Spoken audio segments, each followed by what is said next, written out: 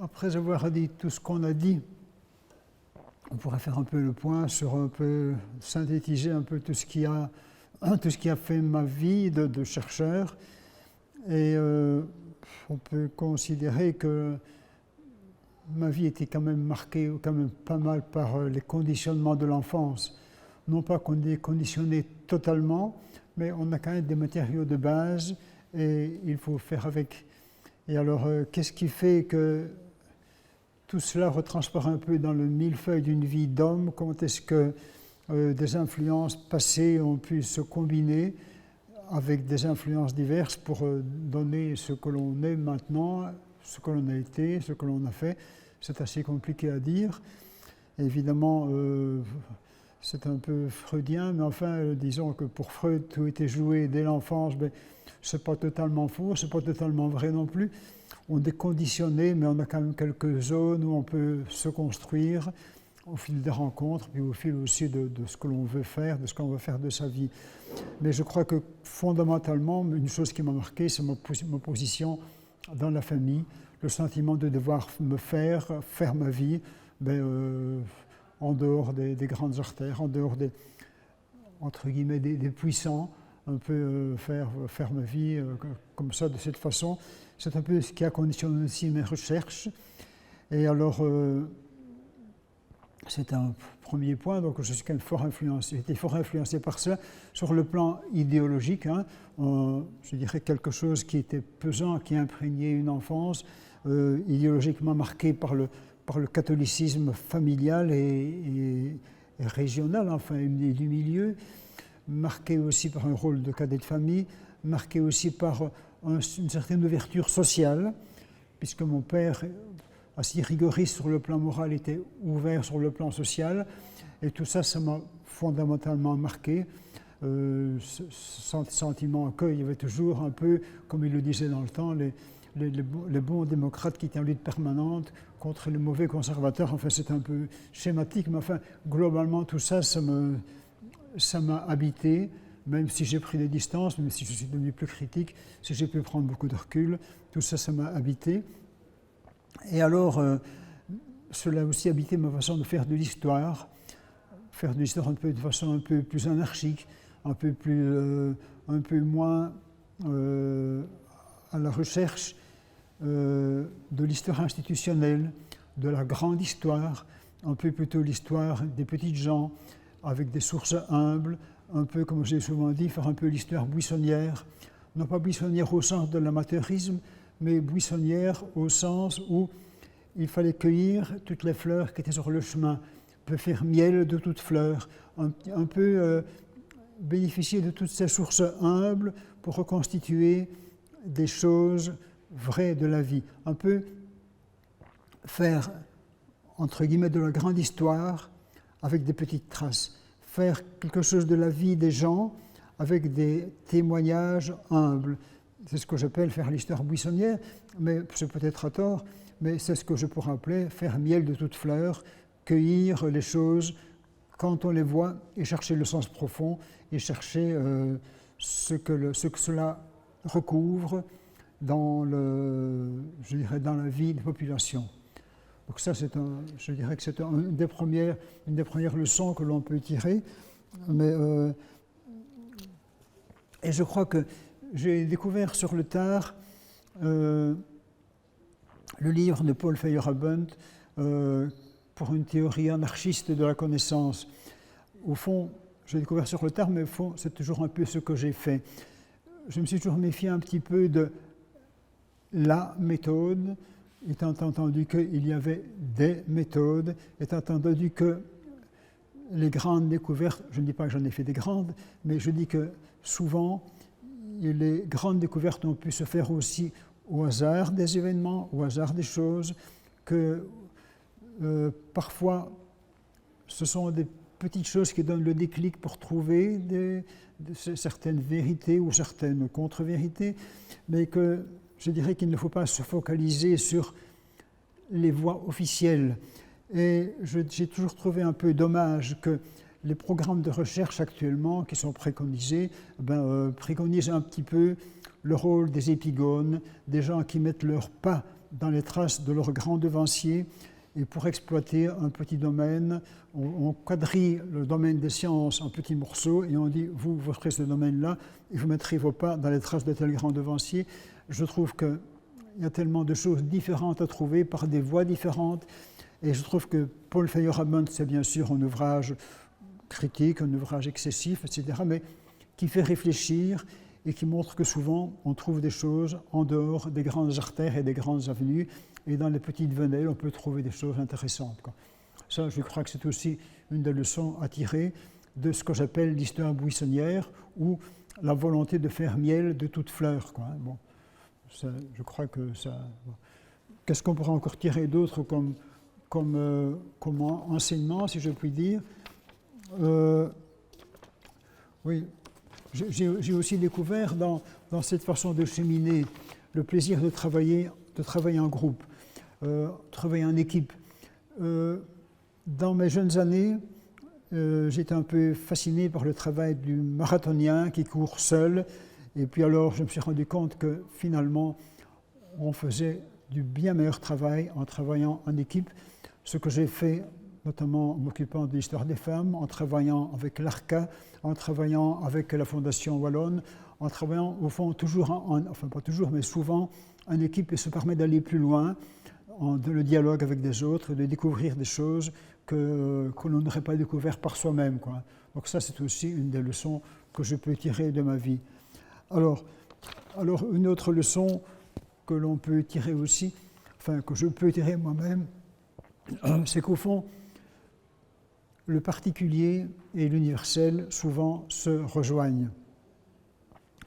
Se rejoignent parce qu'au fond, l'universel n'est jamais qu'une mise en commun de toutes les découvertes particulières. On peut bien sûr, au nom de l'universalisme, prendre la défense de telle population oubliée, au nom de l'universalisme, mais pourquoi pas aussi prendre la défense du pays où l'on est, de la région où l'on est, auquel on doit quelque chose. En l'occurrence, je me suis intéressé à la fois à l'outre-mer et à ma région wallonne, que j'estimais devoir être un peu promue parce qu'elle est en souffrance économiquement et socialement, et la promouvoir du côté, je dirais, d'une façon, d'une volonté de recolorer d'optimisme l'horizon des jeunes de Wallonie, parce que cela en manque cruellement à l'heure actuelle. Et tout cela me fait penser que souvent le combat particulier rejoint le combat universel. J'ai un peu peur que l'on cultive actuellement, que l'on préconise actuellement une culture hors sol, qui consisterait à promouvoir ce qui est passe-partout, ce qui est bien pour tous, alors qu'au fond, ce qui est bien pour tous dépend surtout de ce qui est bien pour chacun, et que chaque culture a le droit de s'exprimer, et en ce sens-là, je crois que le particulier et l'universel se rejoignent. Je me méfierais de cette culture mondialisée qui ferait de chacun, je dirais, des soldats d'une armée d'amnésiques qui combattraient pour un bien universel sans savoir ni d'où ils viennent, ni qui ils sont, ni comment ils ont fait pour en arriver à ce qu'ils sont. Je crois profondément à cela, et je ne sais pas vraiment l'exprimer. Je crois que chaque fois, par exemple, qu'une langue s'éteint dans le monde, c'est une vision particulière du monde qui s'éteint, et je crois que tout cela mérite au moins qu'on y réfléchisse, au moins qu'on y fasse attention, sans se faire trop d'illusions sur notre capacité à réagir contre, mais au moins il faut en avoir, individuellement s'entend, au moins il faut en avoir conscience que cela pose un problème pour le monde d'aujourd'hui. Donc ça je le crois.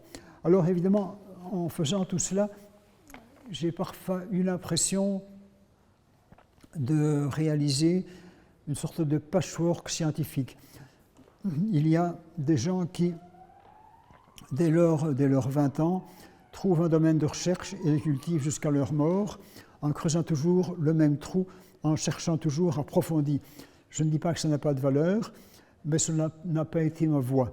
Je n'ai pas, de mes 20 ans à mes 80 ans, cherché à approfondir le même trou pour connaître à fond tous les détails de telle ou telle chose. Je me suis efforcé de mieux comprendre chaque chose en les mettant en relation avec d'autres. Et au fond, si j'ai fait un patchwork scientifique, je crois que ce patchwork m'a aidé à mieux comprendre chacune des choses. Lorsque je faisais des études sur les images mentales, cela m'a permis, en m'occupant des images graphiques, de mieux comprendre comment les unes fonctionnaient sur les autres. En m'occupant un peu des questions religieuses, j'ai mieux compris leur interaction sur les questions de politique, de gestion du monde. Et tout cela permet de créer des relations et permet une meilleure compréhension. Donc, je crois qu'on ne peut pas préconiser la monographie qui creuserait tout le temps le même trou pendant 50 ans de son existence. Elle a aussi sa valeur, je ne le dis pas, mais il ne faudrait pas dévaloriser l'autre façon de voir les choses qui permet de mettre en rapport les choses, les événements, les uns avec les autres.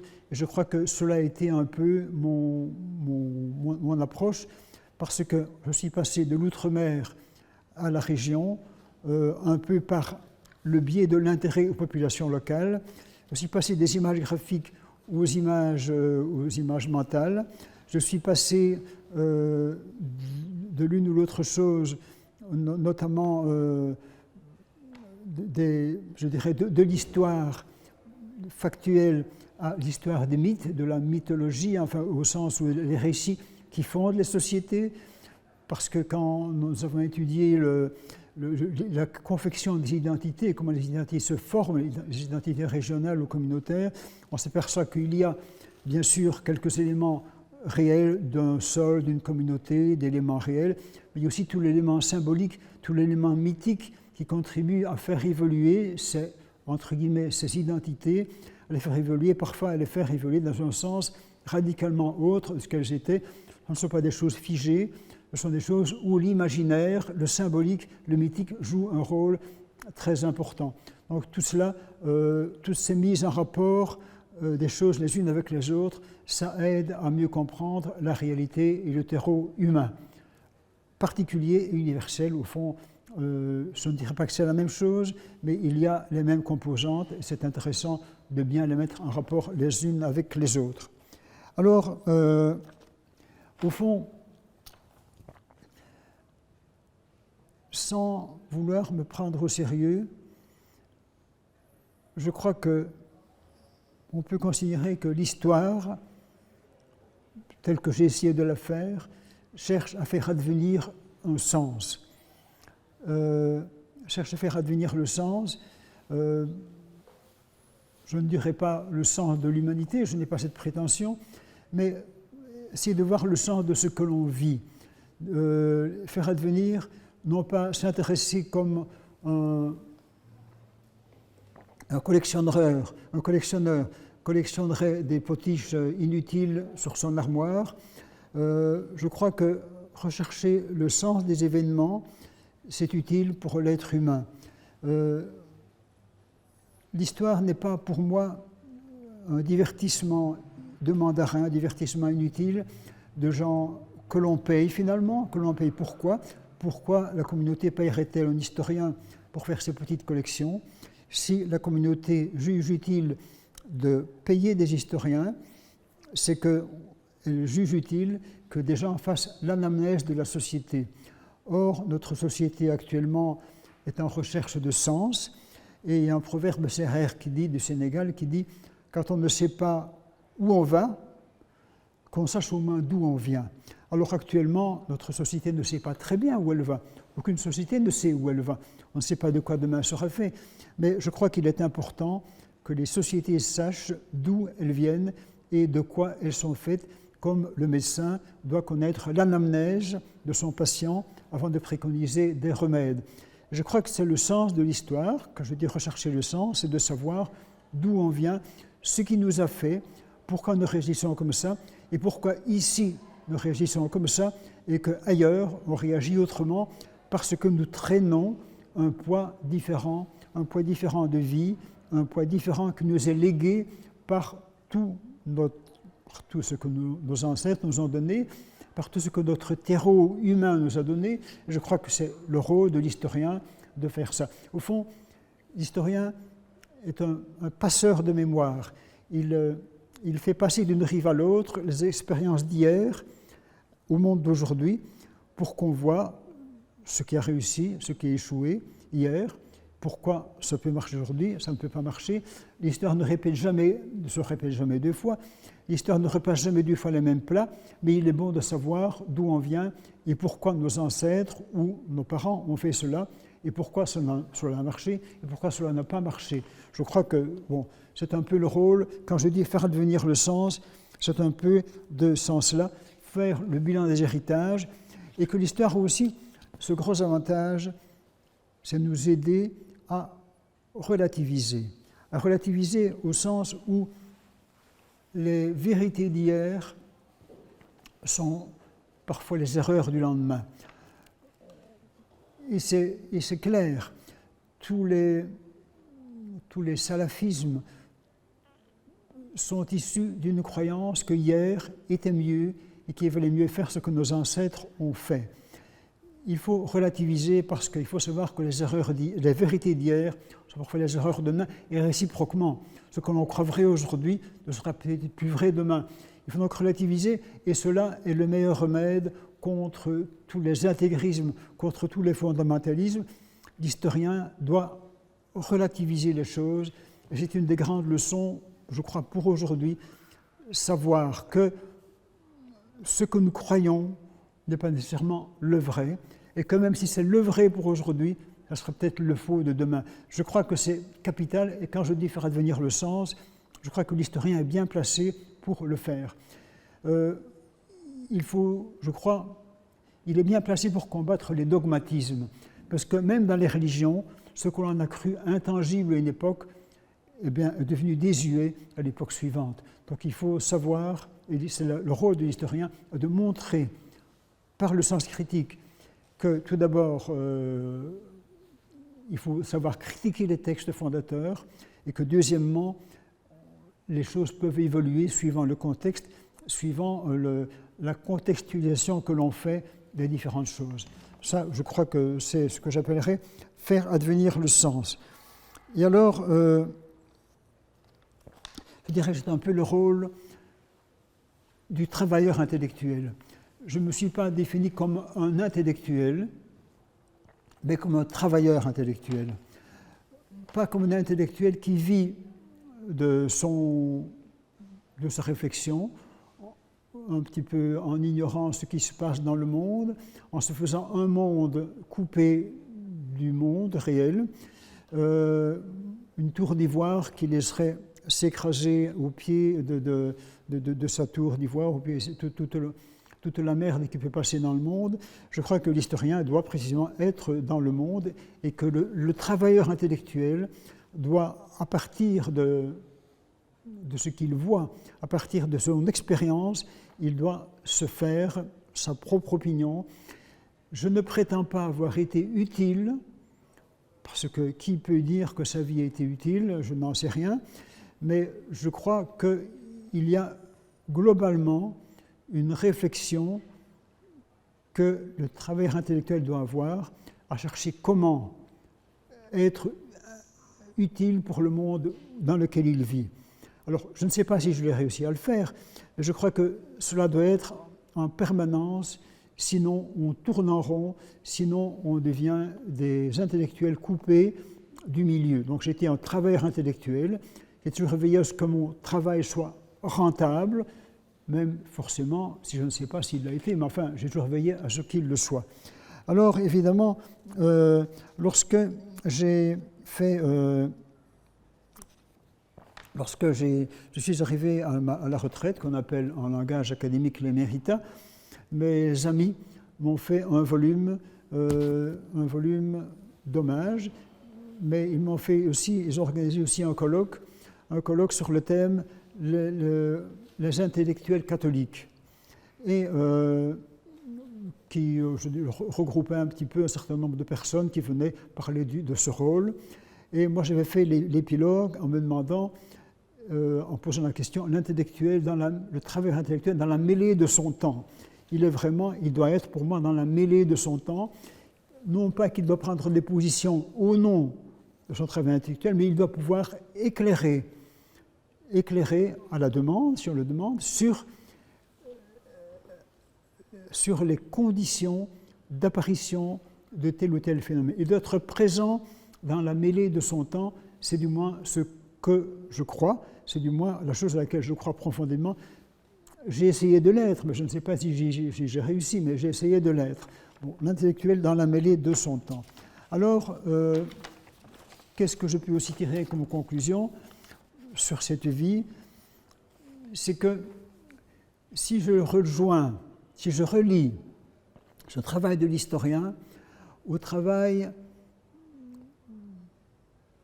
à l'évolution du monde plutôt, ou à la façon dont le monde évolue, je crois que l'historien a un rôle à jouer parce que nous assistons à une crise de ce que j'appellerais le temps fléché.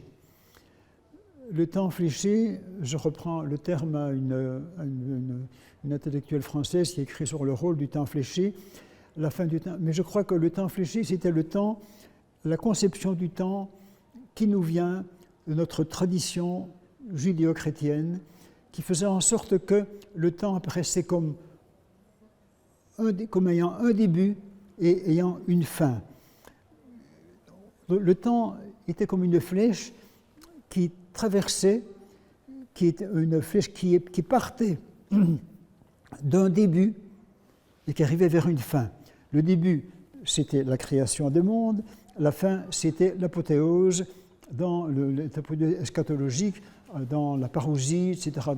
Alors là, il n'y avait rien, il y a un début, et puis il y a une fin qui est d'abord catastrophique, et puis qui est le plein épanouissement. Donc nous sommes tendus au milieu et en progrès permanent.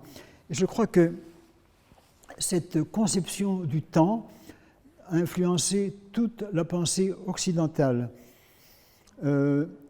Plus qu'occidentale, elle s'est répandue à travers le monde et elle a contrebalancé les conceptions du temps cyclique où les choses, les mondes se détruisent et se recréent, d'une façon cyclique et permanente. Et je crois que cela nous a influencés, et non seulement sur le plan religieux, mais sur le plan des régimes laïques aussi, qui ont fait que le grand soir c'était l'apothéose finale, et que le progrès définitif, que le progrès était continu, définitif, et était continu et n'arriverait pas à sa fin, sauf à la fin des temps. Ce progrès continu c'est traduit dans les utopies, qu'elle soit l'utopie du grand soir marxiste, qu'elle soit dans l'utopie du millénarisme nazi, qu'elle soit dans toutes les utopies qui ont pu nous traverser tout au cours du XXe siècle.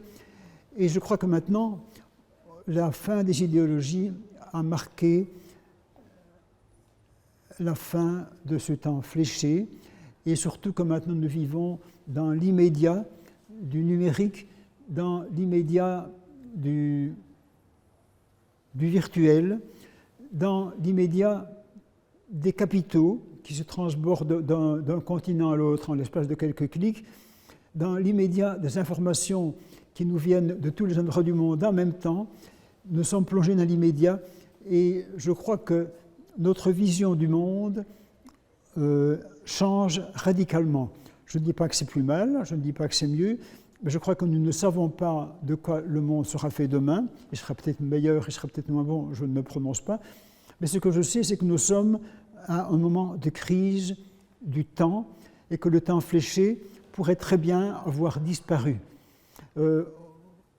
Le temps fléché, ça veut dire la conception sur le long terme dans un progrès permanent. Je crois que ça a disparu, mais je ne sais pas de quoi demain sera fait, ni je ne sais pas si on trouvera quelque chose qui pourra nous structurer dans le temps. Jadis, jusqu'il n'y a pas si longtemps, toutes les sociétés se bâtissaient sur des récits fondateurs. Des récits fondateurs, tous les peuples, qu'ils soient amérindiens ou peu importe, dans quelque coin du monde qu'ils soient, étaient construisaient leur mentalité, leur vision du monde sur des récits fondateurs. Alors, actuellement, ces récits fondateurs nous font défaut. La Belgique était fondée sur le mythe d'une Belgique qui existait depuis Jules César. C'est un mythe. Notre monde occidental avait comme ligne de conduite générale tous les récits judéo-chrétiens de la création de la Genèse à l'Exode, en passant par l'Apocalypse de la parousie. Tout cela constitue le récit fondateur dans lequel s'intégraient les sociétés qui façonnaient leur vision du monde. Or, je crois que maintenant, nous sommes dans une crise des récits fondateurs et dans une crise du temps fléché. Alors, voilà, je ne sais pas de quoi demain sera fait, mais il sera peut-être meilleur, moins bon, je ne le juge pas, mais voilà, c'est un fait que je crois inéluctable, sauf changement, bien entendu. Alors, je voudrais terminer par deux considérations. La première, c'est que j'ai fait mon récit sur la base de mes orientations intellectuelles. J'ai parlé de mon premier point sur mes origines familiales, mais je voudrais dire aussi que toute ma vie de chercheur a été adossée à une vie familiale autre que celle de mes origines, la famille que j'ai eue avec ma femme et mes enfants.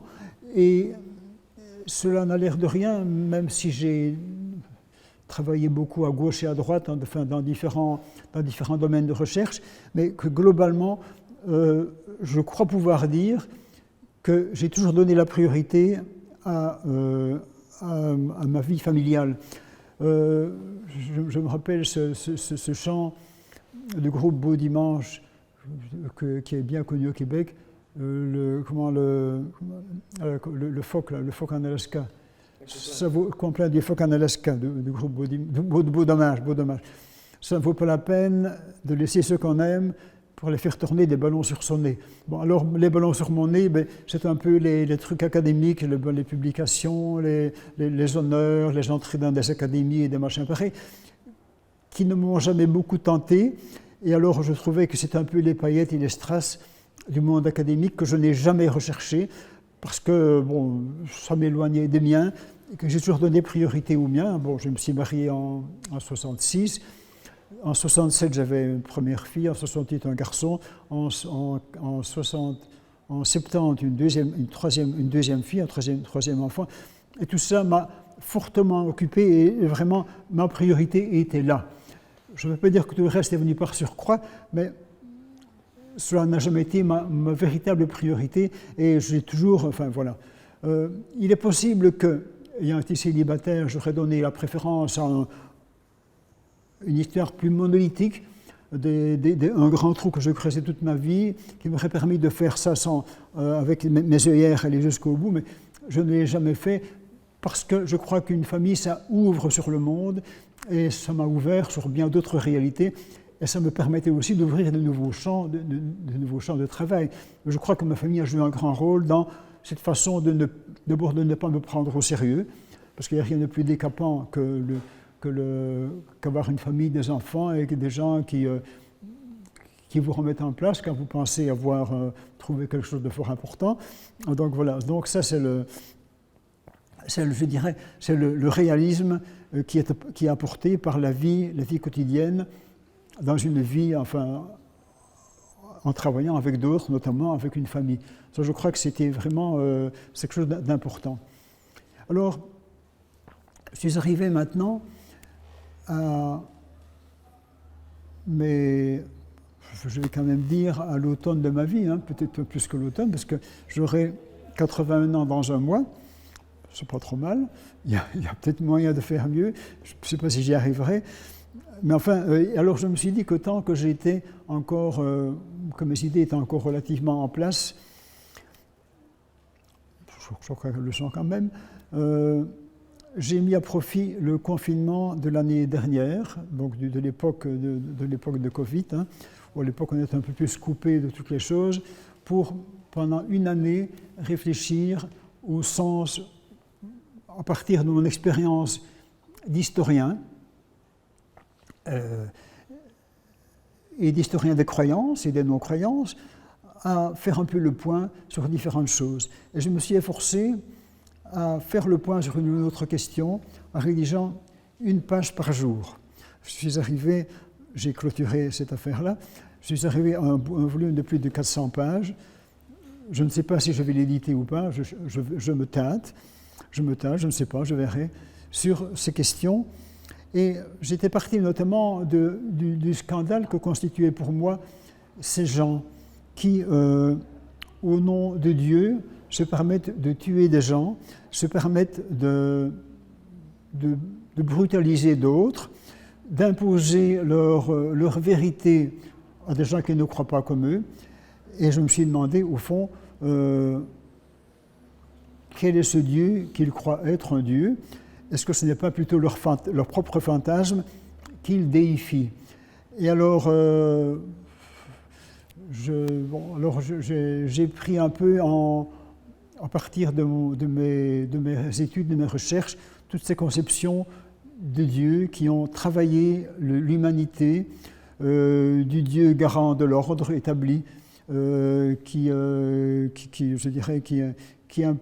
donne l'autorisation aux grands de se comporter comme ils le font parce qu'ils sont représentants de Dieu, la monarchie des droits divins, ou alors les grands patrons qui étaient des bons croyants et qui considéraient que c'était normal qu'eux aient le pouvoir et que les autres n'en bénéficient pas. Enfin, ou Dieu qui est, je dirais, le Dieu qui est le garant un peu le Dieu Zorro, qui vient au secours de chacun quand il est mal pris. Hein, Zorro est arrivé sans se presser, alors à ce moment-là, je suis mal pris, je fais une petite prière, j'arrive au bout de ce que j'entreprends. Du Dieu qui me sauve quand je fais une petite connerie, je fais un petit signe de croix, puis les choses reviennent à leur place. Enfin, toutes ces conceptions de Dieu, ou alors le Dieu pervers, qui fait que des gens se cloîtrent et se mortifient et se macèrent, vivent des macérations profondes pour faire plaisir à leur Dieu. En quoi est-ce que ma souffrance peut faire plaisir à Dieu? Je me pose ces questions. Et alors, voilà, donc honnêtement, je me suis posé la question, le titre serait « Des dieux et des hommes », mais dans la diversité des religions et des cultures. Et puis alors après, je me dis, mais est-ce que nous sommes habilités à parler de Dieu? Est-ce que, puisque c'est une réalité qui ne tombe pas sous nos sens, est-ce que nous avons les possibilités de percevoir des réalités outre que celles que nos sens nous donnent? Je fais le relevé des différentes théories des philosophes aux scientifiques en passant par les mystiques, et tout cela sur la base de mes plus de 60 ans d'études des religions. C'est donc une somme, je ne dis pas somme au sens que c'est merveilleux, hein, je dis somme au sens il y a beaucoup de choses, ça passe de la philosophie médiévale aux philosophes contemporains en passant par les mystiques, par les approches mystiques, ceux qui disent avoir été au pays de Dieu et qui en sont revenus, je me pose la question, qu'est-ce qu'ils ont vu? En passant par les scientifiques, est-ce que le monde est créé ou ne l'est pas? Je ne me prononce pas, je fais le relevé des différentes théories, et alors je pose à partir de là des questions, est-ce que l'on peut véritablement parler de Dieu? Et si l'on en parle, quels sont les fantasmes humains, à quoi cela correspond? Quels sont les fantasmes que ça correspond? Est-ce que ce Dieu pervers correspond à quelque chose chez ceux qui en parlent? Est-ce que ce Dieu garant de l'ordre correspond à quelque chose chez ceux qui en parlent? Et tout cela me fait penser que bien sûr, c'est assez complexe, qu'on ne répond pas en disant oui ou non, qu'il faut, avec beaucoup de nuances, en examinant les croyances et les non-croyances, qu'il est possible non pas de trancher, mais de faire le point et de livrer au moins des voies d'approche. C'est ce que j'ai fait pendant le confinement et qui résume un peu toutes mes recherches de toute une vie. Mais voilà, maintenant j'ai parlé assez, je ne voudrais pas... je crois qu'on peut en rester là. Enfin, au moins qu'il y ait des questions qui pourraient être abordées.